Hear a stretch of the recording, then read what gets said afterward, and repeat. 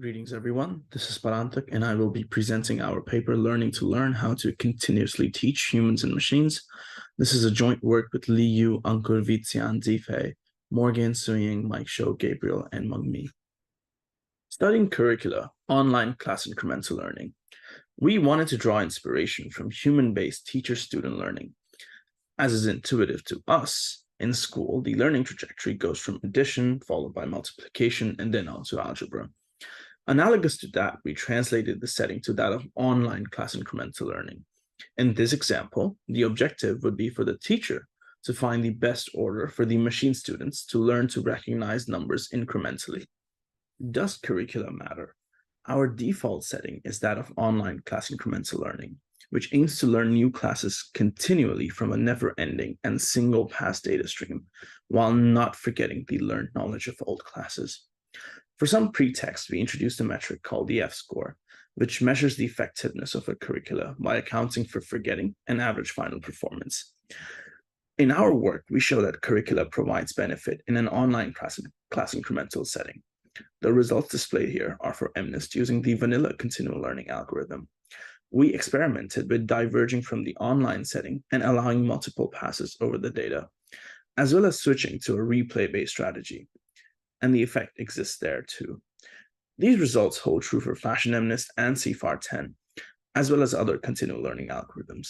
We additionally observe that curricula greatly impacts performance, even with a complex task like continual VQA, which incorporates two modalities. Our curriculum designer ranks curricula based on interclass feature similarity. We begin by using a feature extractor to get prototypes for our respective classes. Each cluster here is a prototype for a specific class. Let's suppose the prototype in dark blue happens to be the one that on average is the closest to all other classes. It is then selected as the first class for the curriculum. Now, intuitively, we want the second class in the curriculum to be as distinct from the first one as possible, and the last to be as close as possible to allow for a revision at the end owing to feature similarity. We test our curriculum designer as a retrieval system against the ground truth, which in this case are the empirically determined curricula rankings, and compare it against a random curricula designer. An early peek in recall is an indicator of success, and we see that our designer performs pretty well. We additionally also ablated our curriculum designer. We found that changing the distance metric from cosine or Euclidean to something like transport distance, which here is represented by OTDD, causes a dip in performance. We further observed that using low-level features and the lack of prior knowledge, that is using random weights, is also detrimental, as we observe no recall till k equals 20.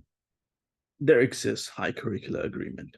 In order to measure the correlation between different curricula ranks generated by two different algorithms, we introduced the following metric.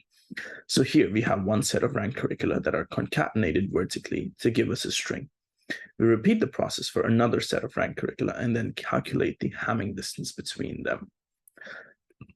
Algorithm random here represents the disagreement between AI students and random curricula designer. We see that our curriculum designer ranks curricula with more alignment to AI students. We further observe that AI students disagree very little amongst themselves across different learning algorithms. We developed a novel objects dataset with 5 new 3D object families that allowed us to benchmark the effects of curricula in humans by conducting psychophysics experiments. The experiment paradigm is such that a participant trains on each object family for 30 seconds and tests on all learned families with 10 trials each. While testing, each trial comprises of showing the fixation point for 2000 milliseconds and then showing the object for 200, followed by a prompt to choose the correct family. We found that human students disagree with both our curriculum designer and a random curriculum designer quite a bit, with our curriculum designer doing only slightly better. However, curricula for human students aligns greatly with AI students. In conclusion, curricula effect persists across various problem settings and different continual learning algorithm designs.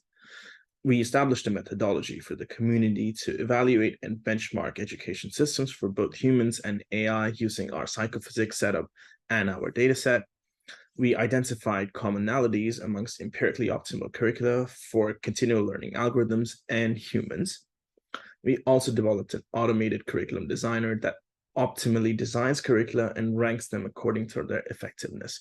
For more details and the code, you can always refer to our GitHub page. and thank you for listening.